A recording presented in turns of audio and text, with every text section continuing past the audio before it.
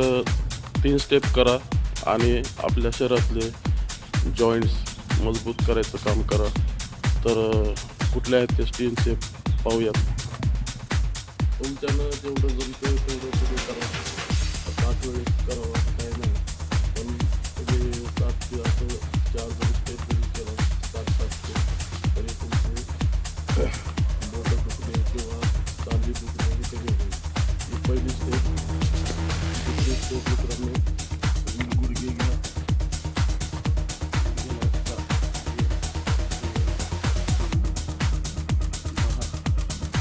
परत रिटर्न.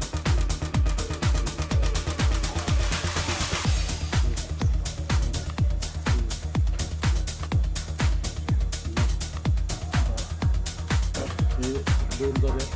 हे 7-7 3 वेळेस मारायचे आणि 35 यायचं.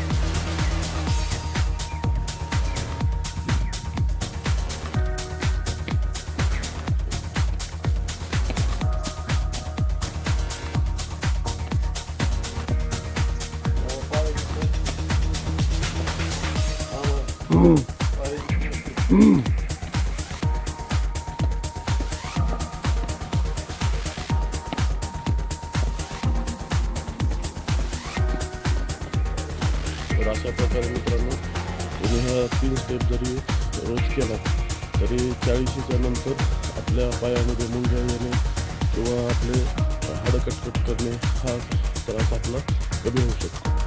तर सरळ साधी सोपी स्टेप आहे मित्रांनो, तुम्हीही करू शकता. तुम्हीही करून बघा आणि फरक जाणवला तर